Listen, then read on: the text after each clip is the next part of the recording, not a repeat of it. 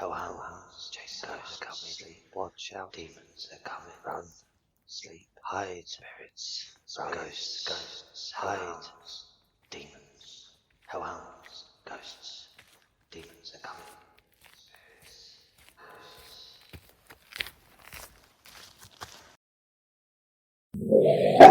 ghosts. Hello, my little hellhounds.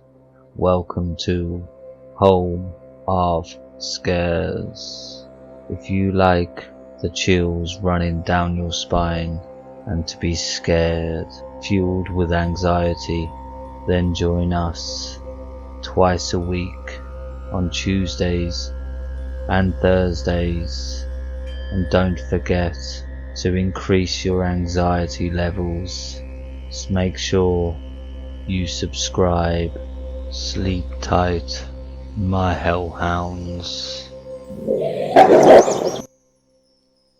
Sorry for the late video, guys, but Audacity decided to install a new version called Audio Tonic, so all my pre-recorded stories are now not supported by the new version, so I've got to re-record it now and edit.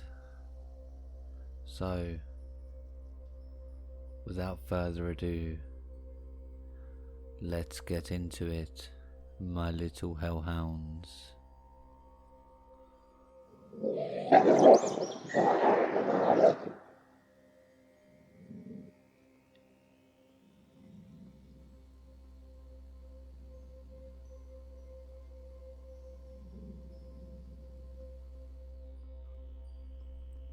White candles, round table, posted by prestigious monk 236.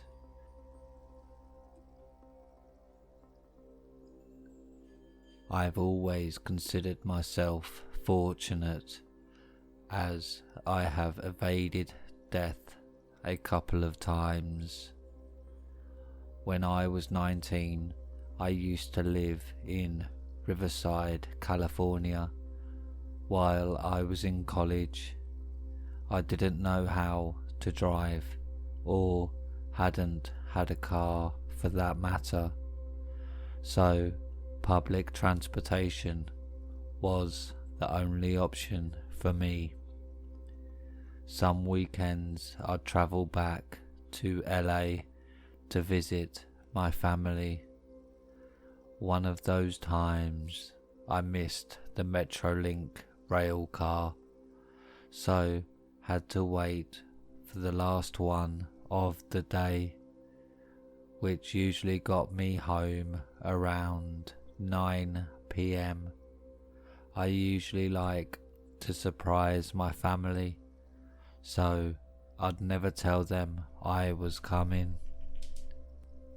I usually like to surprise my family, so I'd never tell them I was coming. I hadn't been home for a while, so I decided to walk down San Pedro Boulevard 7th, which isn't too far from Union Station. Once I got off the metro,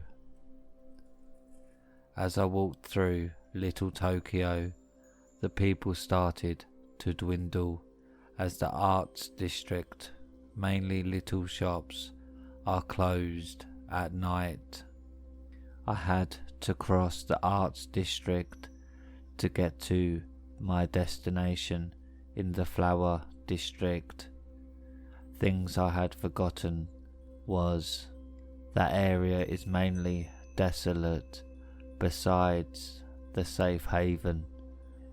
Eventually ended up right smacked down in the middle of Skid Row with my backpack and luggage. A strange man approached me, from what I can tell probably living in the streets, speaking Spanish, but with an accent I've never heard before. I'm of Spanish and Hispanic heritage, so when I say I never heard the accent, it caught me off guard. He first said, "Hoy de jame le tu palma." Let me read your palm. I absolutely did not. He frightened me, and I think he could sense that. I was a 19-year-old female in the middle of madness, and before I knew it, I heard another voice behind me. "Back off, leave her alone. She's not bothering you." Another guy with clean clothes was approaching me.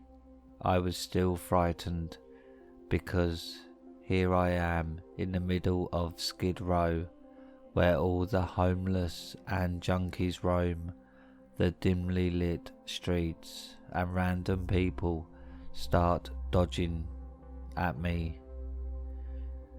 My family didn't know where I was, so I thought to myself, this is how I go. I could just disappear and no one will know. I panicked. I felt such overwhelming anxiety. I was going to run, but I couldn't with all the things I was carrying. The non-homeless guy said he was a pastor for the mission I had apparently walked by. He said I looked out of place and was concerned when the other guy came up to me. He asked me where I was going, and when I told him the bus stop, he scolded me for not being aware of my surroundings and offered to escort me there because he seen the concern in my face. The whole time, the homeless man still trying to talk to me. "Te quiero leer la palma." I want to read your hand. The pastor then telling me, don't mind him. "Tú no sabes de tu poder." You don't know about your power. As we reached the end of what seemed like an endless walk, he yelled out to me as I was about to cross the street, "Suando llegas a casa prenda una vela blanca y ponle en una mesa redonda en la puerta de tu casa." When you get home, turn on a white candle and place it on a round table in your doorway. The pastor never leaving my side until I boarded the bus, he reassuring me that the other guy was probably nuts or on drugs. As I sat on the 40-minute bus ride to South Los Angeles, confused about what the hell just happened, or why or what the homeless guy meant by the things he said. Thanks to the pastor that happened to spot me and guided me out of the thick. I still don't know exactly how he spotted me or decided to come to me. Like I said, I am fortunate. Who knows what would have happened if he hadn't done what he done. I wonder if it was a real person some days, because it was so random. Lastly, to the homeless guy that seemed perfectly fine, here I am thinking about his accented words, that I can still recall the tone of his voice, 10 years later, let's never meet again.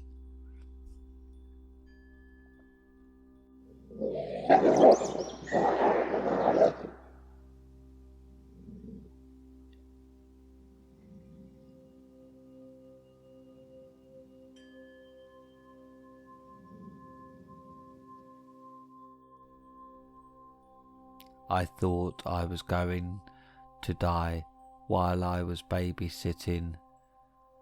Posted by Piss Poor Pancake. When I turned 11, I started babysitting my nieces and nephews because I was finally old enough. I had been babysitting for about 4 years when this happened. I was about 15 at the time, and my sister worked early mornings, so she had asked me to stay the night to babysit for her. I wasn't allowed to have a phone, so my mum would let me take hers just in case. I babysat 2 boys. One was about 8 at the time. I'll call him D, and the other was 3 or 4. I'll call him M. My sister lived in a not so great part of town, so I'd always keep the doors locked up tight. Plus, I like to listen to scary stories, and I was super into true crime, so I was a pretty paranoid kid. There was a pretty large apartment complex next to my sister's house, and it had some pretty sketchy people there, but they had a pretty nice playground and a basketball court right outside the house, and we went to play there a lot. On this particular day though, I had just woken up and I was making French toast for my 2 nephews. I was listening to music with my earbuds because they were sleeping, but I knew they'd be up soon. You know, when you have music in your ears, how sometimes it sounds like someone is calling out to you, or you think you hear something. Well, I kept hearing noises, and I kept pulling my earbuds out to listen, but the noises would stop. I did that about a dozen times before eventually chalking it up to my imagination. About the time I was finishing up the French toast, my nephews came out of the room and into the kitchen, ready to eat. I sat my younger nephew in his booster chair and started cutting pieces up for him to eat, while my older nephew was sitting at the table with a plate full of French toast. We turned on the XM radio and started playing some kids' music while eating. I thought I was hearing noises again, but I kinda tuned them out. We finally finished eating, and I put the dishes in the sink and got the kids dressed. They were begging to go to the playground, so I gave in and said sure. As I was getting dressed, I heard a loud crack. I jumped and ran out of the room pretty freaked out, and I went to check on the boys. D came out of his room with M in his arms. I looked at D and said, "Did you break something?" He shook his head and looked absolutely petrified. I told the boys to stay in the hallway since there were no windows, and I wasn't really sure what was going on. I started to walk around the house to see if something had fallen, but nothing looked out of place. I saw a shadow peeking in through the front door.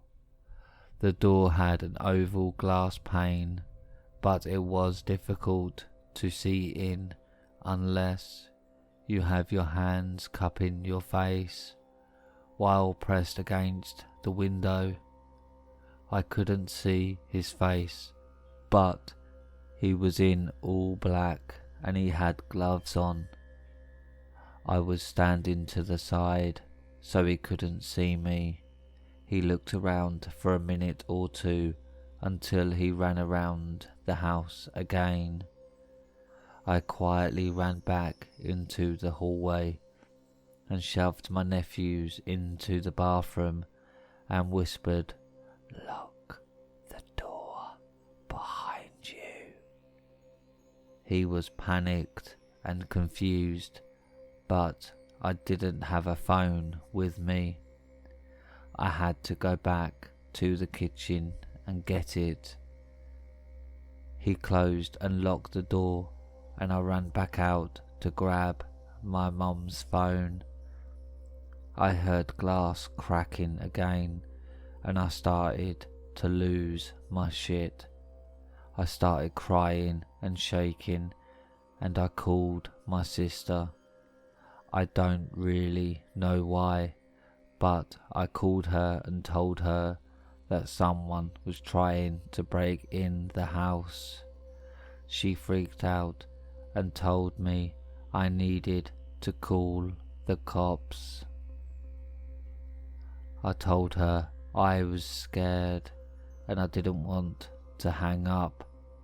I finally did and called the police. I was still in the kitchen and I saw another man run across the backyard. I was sobbing and shaking, and the police weren't being quick enough.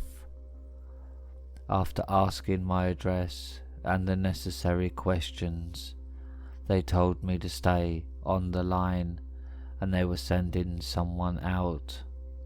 It felt like it took forever, but finally a cop car drove around the neighbourhood and said we were fine. I told him that there were 2 men outside trying to get in, so they got out of their cars and looked around the house. They went to the side that I heard the giant crack. They saw that one of the windows was shattered as another was cracked. They were definitely trying to get in, but I don't know what they were planning on doing. There was a giant bed frame in front of the 2 broken windows. I think if it wasn't there, I would probably not be telling this story. They never caught the men that were trying to get in, but I hope I'm never in a situation like that again.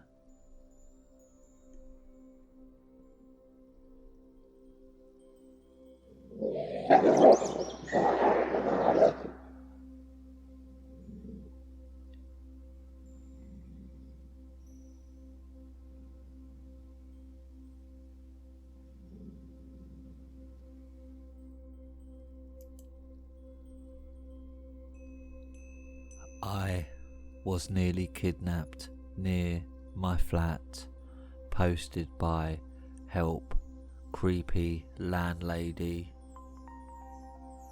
Just to give some context, I'm currently in the UK and the town where I live is known for its drug scene.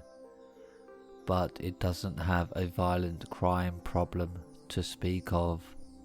I think that's why I found what happened so shocking, because I lived in London before, and while some messed up stuff did happen to me there, it was nowhere near the level of what happened to me earlier this year.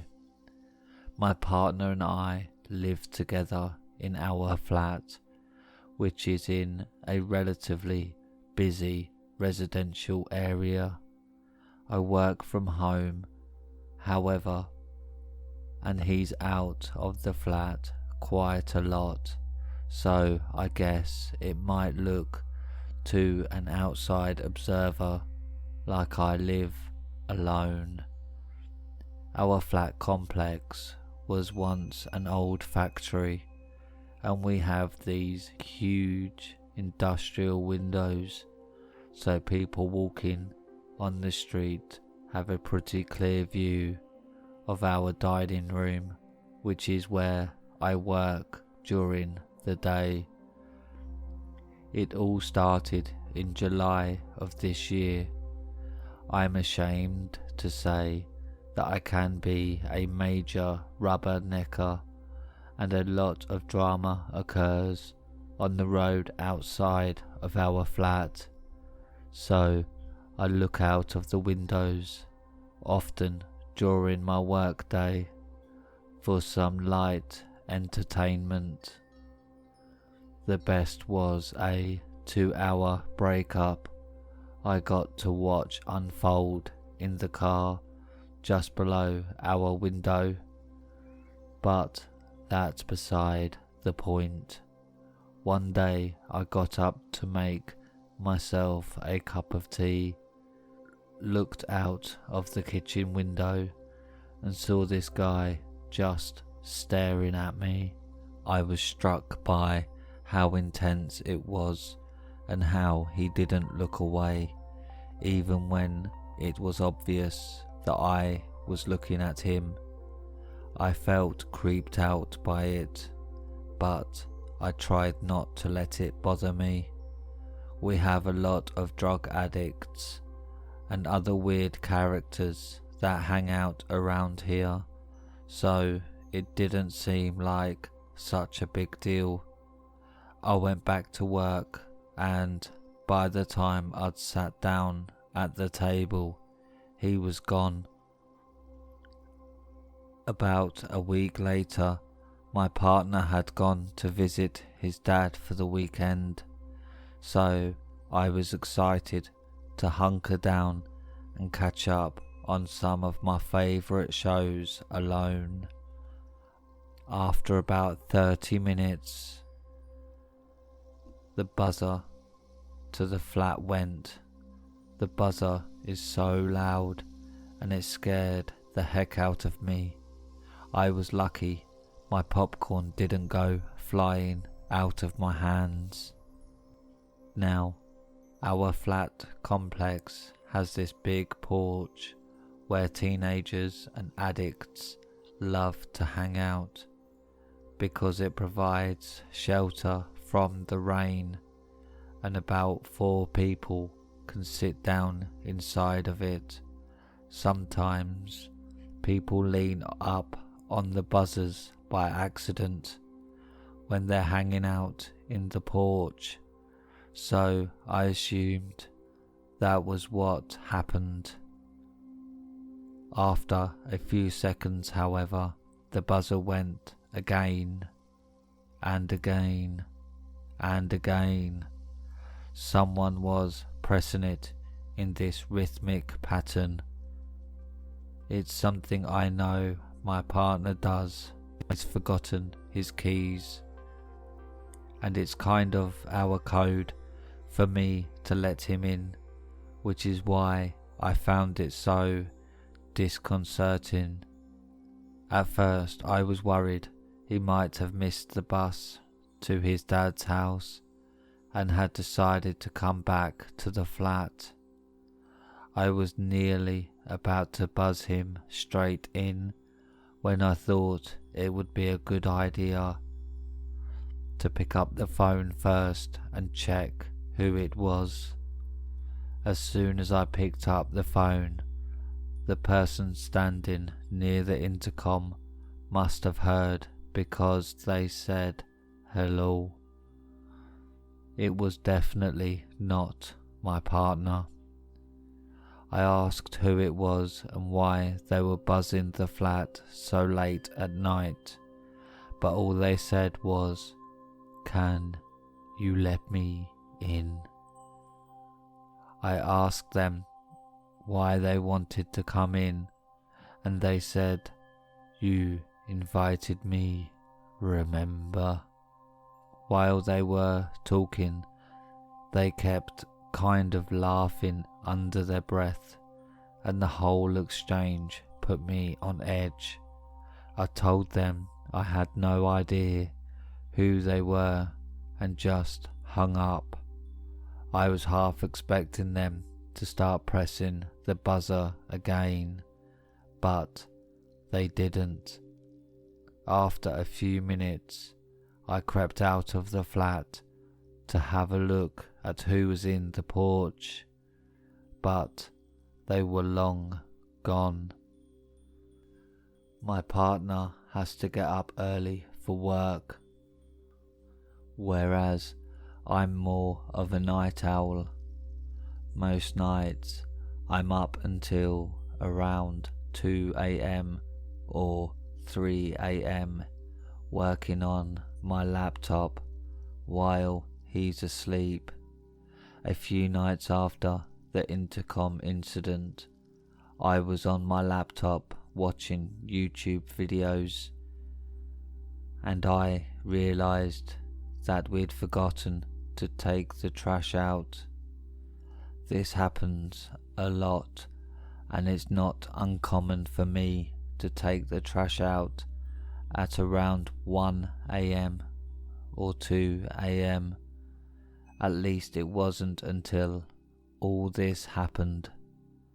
I put my slippers on, grabbed the bag of trash, and took it out to the curb outside the flat's main entrance. When I looked across the street, there was this guy standing on the opposite street corner. He was watching me, and his eyes followed me all the way from the front door to the curb. I noticed he was smoking, so I assumed he lived in one of the houses across the street. I remember even thinking, wouldn't it be creepy if he tried to come over here? As I put the trash bag down, I caught a glimpse of movement out of the corner of my eye. I looked up and saw him walking in a straight line across the road towards me, with his eyes fixed on me the entire time. I don't know how to describe it, but the look on his face filled me with this instinctive sense of dread. It felt like someone had just turned my stomach inside out. I pulled my keys out of my hoodie pocket, turned around and ran to the front door. I've never felt that kind of fear before, and it was like my body was compelling me to get as far away from this man as possible. I got into the building, slammed the door behind me, and rushed to my flat without looking back. I didn't want to know whether he'd followed me or not. I told my partner about the whole thing the next day and how shook up I was. We agreed that we'd be more proactive with the trash, and I've never taken it out late at night again. Fast forward to the beginning of August, about 2 weeks after the trash incident, and I'd pretty much forgotten about all of it. I was still too scared to go out late at night on the road, but nothing weird happened since then. I went to bed at around 2 a.m. I felt restless for some reason and struggled to get to sleep. By about 3 a.m. I was contemplating whether or not to give up and go do something else when I heard this scream. The sound cut right through me. There was something visceral about the terror in that scream. I knew it was bad because my partner went from stone cold asleep to being up in a shot. He asked me what it was, and I said I didn't know. I went to the window straight away and looked out. Down one of the side roads near my flat, I could see headlights, but couldn't get a clear view of the car. The screaming continued in bursts, and after a while, I could make out words. It was a woman, and she was saying, get out, over and over again. I'm used to hearing all kinds of domestic arguments take place on the road outside of our flat, particularly since we're near to the university and several popular bars, but this was different. There was this raw fear in her voice that made the hairs on my arms stand up. I turned to my partner and said I had to call the police. When they picked up and I explained what was happening, they seemed disinterested at first, but the operator's tone changed when I told them where it was. I think they must have been getting calls from all around the area about it. It was sometime during this phone call that I heard a screech of tyres and the screaming stopped. The operator asked me to go to the window and describe to them what was happening. When I looked down, there was this black car sat on the road. One of the neighbours from across the road was speaking to the two guys in the car. I had to twist to get a look at them, but one of the guys in the car looked uncannily like the guy who had been watching me when I was putting out the trash that time. At first, the conversation seemed congenial, but it took a turn when the neighbour asked them some sort of question that I couldn't hear clearly, and they sped off down the road. Within no less than 10 minutes, 3 police cars arrived and had blocked off the roads leading to our flat. Our residential area is on a grid system. They were knocking on doors and asking to speak to all of our neighbours. I told my partner that we should go out and speak to them, since we saw a lot of what happened, and my partner had the foresight to write down the license plate of the black car. When we went out there were these 2 girls talking to one of the police officers.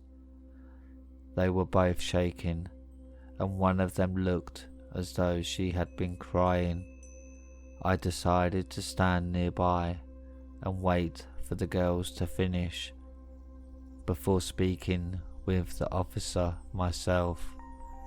What they said made my blood run cold. They were from one of the houses that looked directly out onto the road where I had seen the headlights, so they had a clear view of what had happened. Like us, they had been alerted by the screaming and gone straight to the window.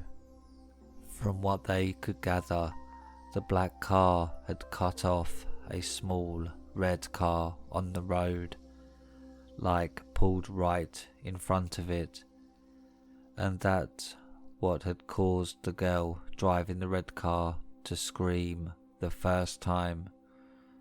They thought it might have been some kind of misunderstanding, but then they watched as one of the guys from the black car got out, walked to the red car and jumped in through the window. That's the point when the girl must have been screaming, "Get out, get out." There had been a struggle, and the girls watching said they assumed the guy was just trying to steal the car, but then he forced the driver into the back seat, and that's when he drove off. The two girls were both hysterical by this point, and you could tell they felt guilty for not intervening. I could feel that same guilt seeping into my thoughts as well. After the guy had driven off in the red car, the two men in the black car had gone the opposite way and turned the corner onto our road, but had been stopped by another neighbour. Although this neighbour had been alerted by the screaming, he hadn't actually witnessed what happened, so he had stopped the black car to ask the guys what's going on, without knowing they were involved. That was the exchange we saw. When the guys started acting suspicious, he asked them if they would wait for the police to arrive, and that's the point when they drove off. It wasn't until we got back to the flat that I started to put two and two together. I have a small red car just like the one that the girls had described, and I normally come back at night on that day of the week, since it's the day I go to visit my parents. I had only come back early on this particular occasion because I needed to let a plumber in to do some work on the flat. What if they had been waiting for me and they had gotten the wrong car? Over the next few days, I contacted the police several times and checked the local news, but I never heard anything about the girl who was kidnapped. I still have no idea what happened to her. All I know is that they found her car abandoned somewhere not far from where she was taken, but she wasn't in it. It still gives me chills just thinking about it.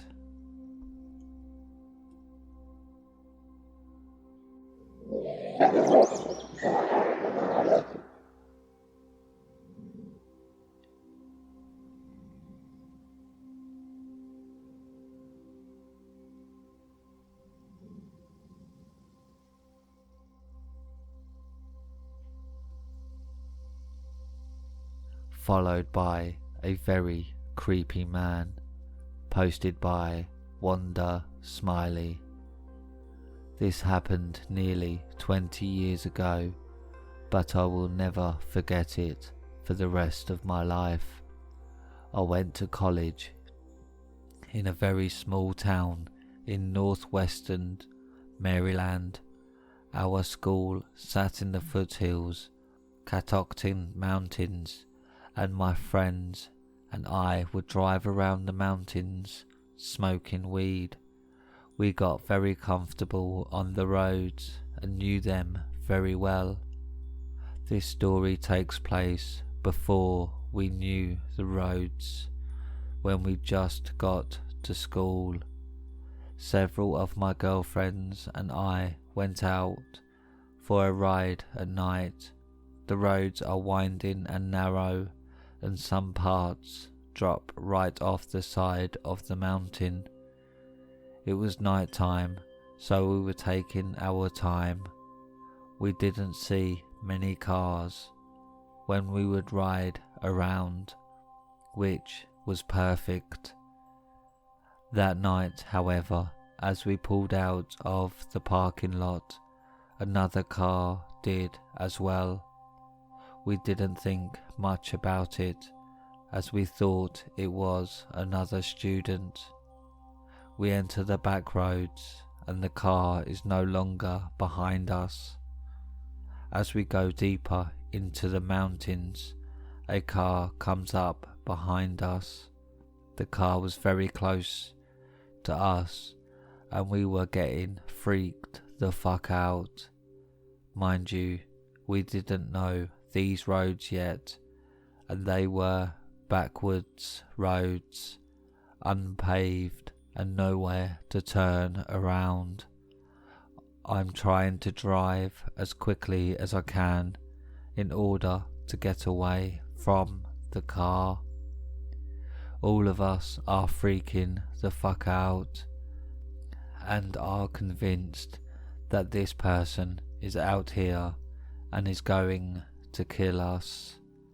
Finally, we see a chapel with a parking lot. We pull in, turn back to the road, and watch a red-haired man drive past us slowly and staring at us. We book it down the mountain, park our car, and call public safety to tell them what happened. A day later, we get an email from campus security telling us to look out for the man with red hair, glasses and a beard. He had been trying to get into the campus dorms and was following women around campus.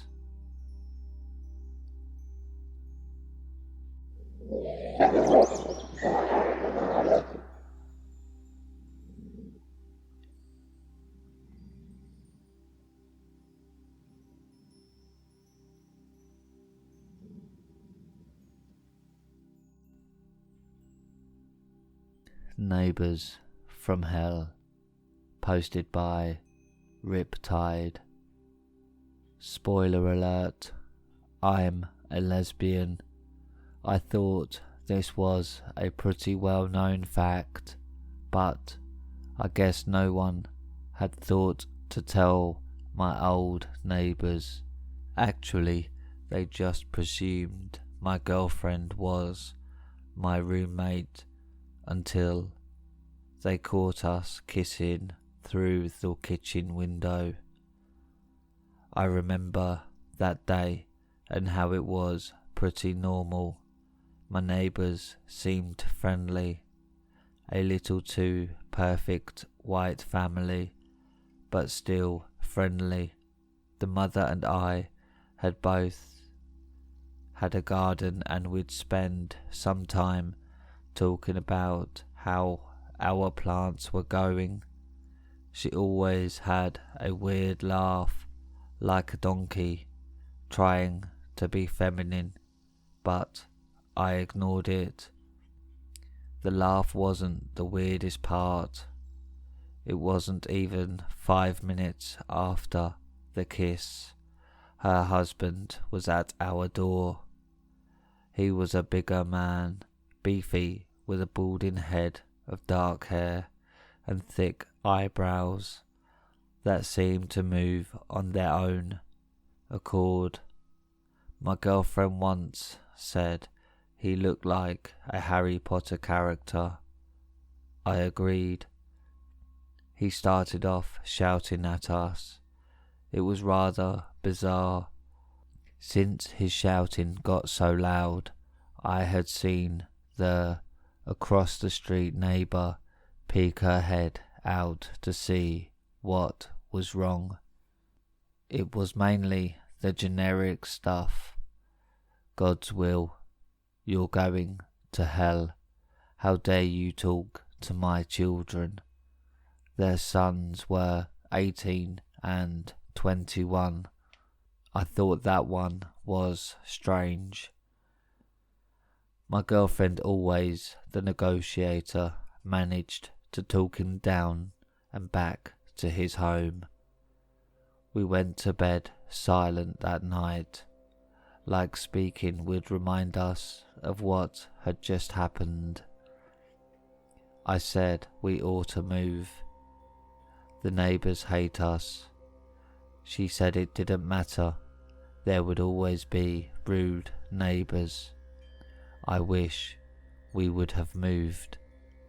The series of events between that day and 5 months later, where we finally found refuge in my brother's house, was god-awful.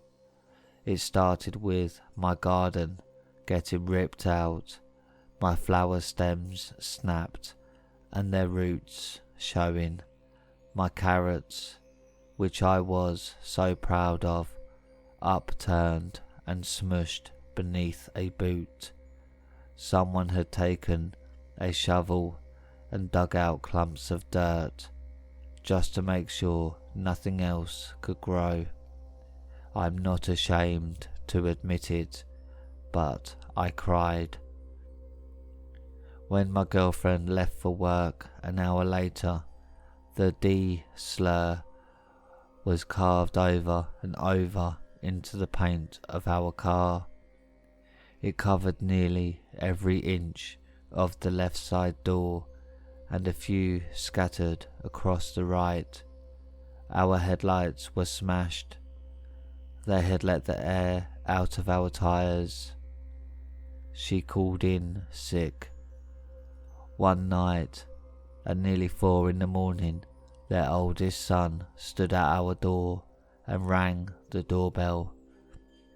For 15 minutes straight, he only stopped when my girlfriend opened the upstairs window and said she would call the police. He also urinated on our porch furniture. Every morning, I would take our dog out for a mile-long walk. He's a golden retriever, so he needed the exercise. It didn't take long for the youngest to follow after us, shouting obscenities and saying he would fuck the gay right out of me. It got so bad, my neighbour on my other side, a 20-something gym nut, had to start walking with me. One of them taped a note to our door saying they would burn the house down, burn us for our sins. The police said there was no evidence for who it was. We stopped going to the police. Their sons filled water balloons up with urine and threw it at my house. Our dog had an outside bowl of water, and we found that it too had been urinated in. Another time it was rat poison, though that seemed like too big of an accusation, so we told ourselves we were wrong. I was continuously calling family members during this time. My parents thought the idea was crazy. It had to be some misunderstanding. Why? That sounds like it came straight from a movie. It couldn't be that bad. It was the rat poison that did it for us. even though we told ourselves it was fake. The anxiety of one of us dying had gotten too much. I called my brother in tears, and he was there to help us pack by the next day. He also chewed the neighbours from hell out, which was the perfect way for it to end.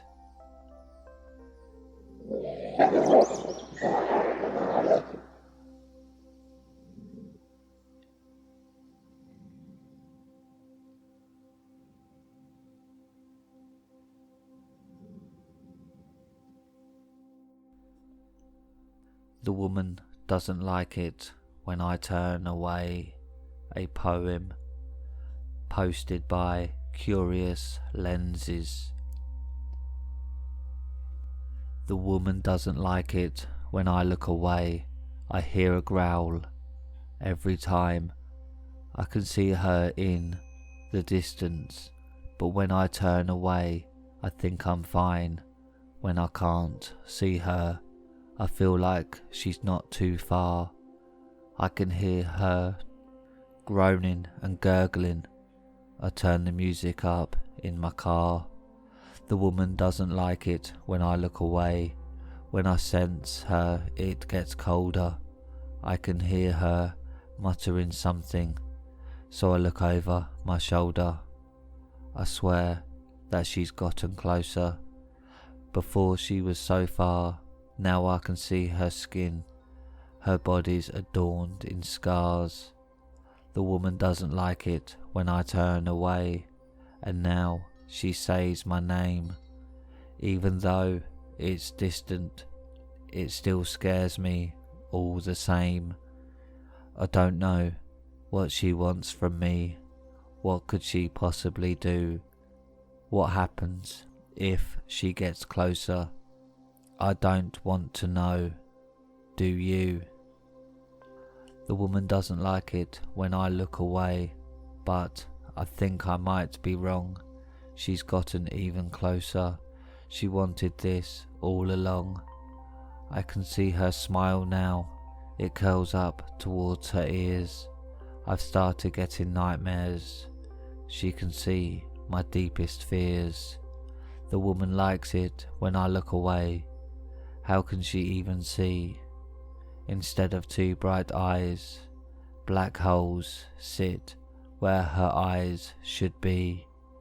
But I know that she can see me with those eyes darker than coal.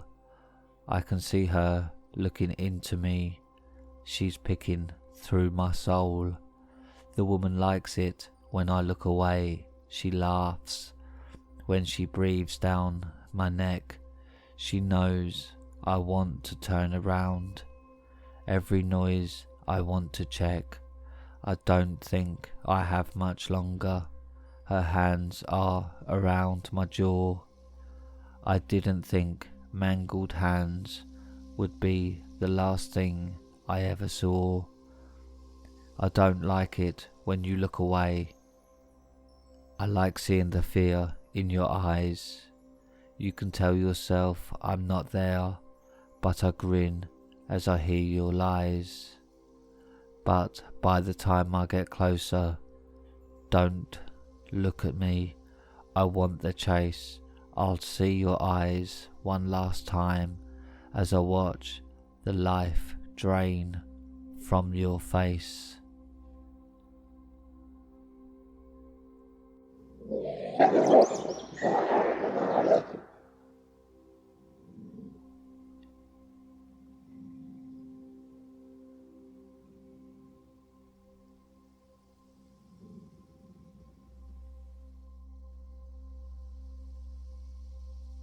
The Shadow Man Followed Me.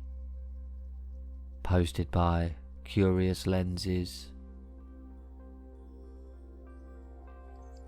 I used to see a shadow man when I was younger. I always thought I was really unlucky and saw a stranger in a shadowy place in the distance. But throughout the years, it got closer and always had the same shape. I always repressed it and tried to not to think anything of it. After a year or so of not seeing it, I thought I had just outgrown a childhood fear. Anyway, 22 years old, and I went to stay at a hotel with my friend. When we were on the way to visit this nice beach across the country, and we're chilling in the bar area and began talking to the night manager, barkeeper. He was really chill, nothing odd about him. However, he kept looking behind me a lot, then said, "I hope you don't mind this, but I'm a psychic reader and a paranormal hunter. Are you aware of the presence latched onto you?" I asked him what he meant, and he said there is an energy, a very dark one, that has been attached to me for years, and it's trying to get closer to me. I realized exactly what he meant. He ended up pulling a crystal out and asking me to focus on his tie and to not look away at any point. It went really quiet for about 2 minutes, and I remember feeling ice cold on my left side and really wanting to look up. I could see in my peripherals though. I saw it dark in the corridor to our left.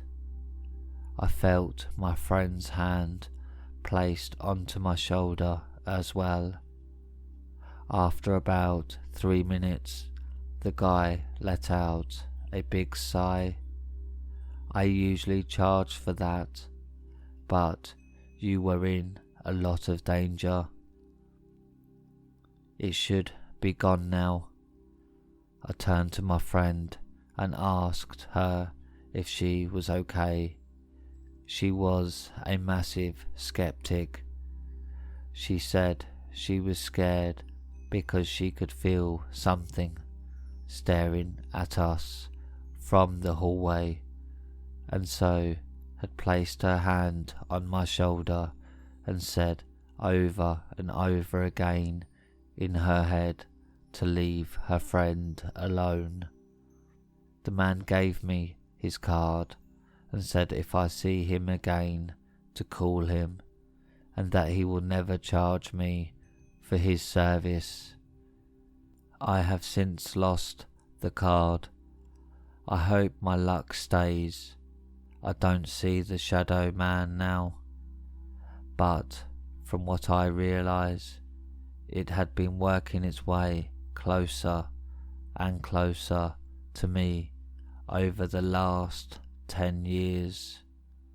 I dread to think what would have happened if he reached me.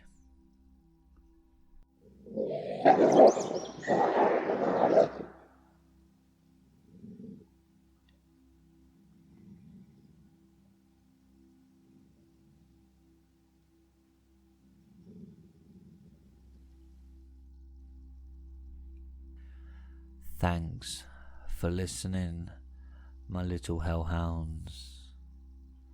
Remember to subscribe and click on the bell icon to get notified for every video I upload, and don't forget to click the like button and give us a thumbs up. If you have any scary stories you want narrated on the channel, then send them to Reddit r/homeofscares, and follow me on Twitter at home of scares. Now, good night, my little hellhounds.